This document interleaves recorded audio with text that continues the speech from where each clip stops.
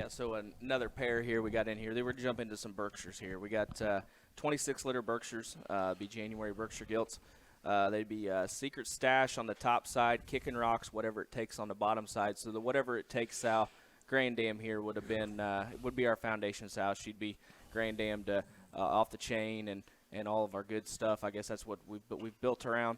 The Kicking Rocks mother here, she has done an incredible job. We would have showed her in 2020. Done extremely good there. My middle daughter would have showed her that year and done a very good job with her. And this sow's done an extremely good job. She hits about every time in terms of finding the backdrop. She's raised some bears there. One bear would have been reserved at Illinois in 2021, I believe, and just done an incredible job.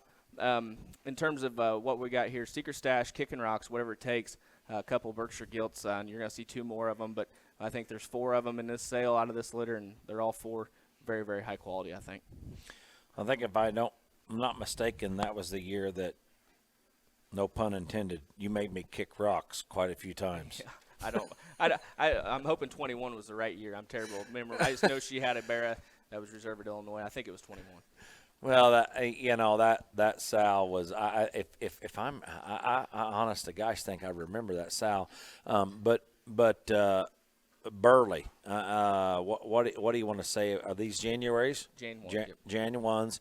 And these here are Burley. They're stout. They're square. Study their chest floor. Study their knee. Study their foot size. And I think I asked Jared before we went on air.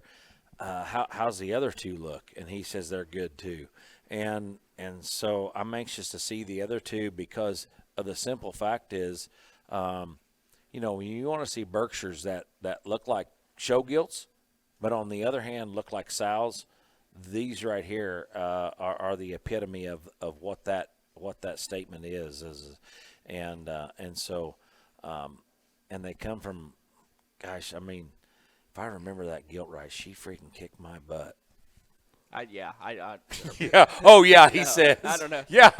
I had a if I remember right, I had a 6-year-old that couldn't get her head up real well, but she was she was very, very competitive. I mean, that gilt was very, very solid. She stamps length aside. She stamps design. Does a good job. Was that the year we had a gilt? I don't know. I looked at Logan here and I said, "Hey, is that the year we had that Berkshire gilt?" And he goes, "I don't remember." But I tell you, because we had a pretty good one that year. But hey, just all kidding aside, very, very burly, very stout, very square, show gilt, sow material, whatever you want to call them. They're Berkshire looking. They have a very good look about them. Their bone shape, their foot size, like I said, their squareness of chest and going away from you.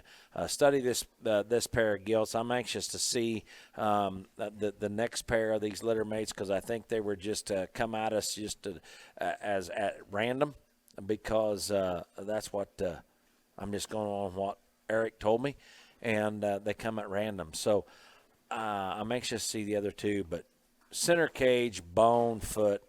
These gilts are very good. I mean, you're not going to go wrong with this.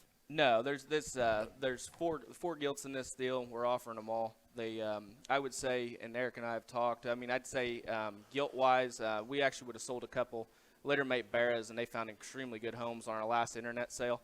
And I would say, as a whole, and gilts especially, I would say that this is probably the 4 best gilts she's had. And I'm excited to see how they mature and how they wind up here. But 26-3 is the wide-eared gilt Eric's got on the stick. 26-4 would be the other gilt.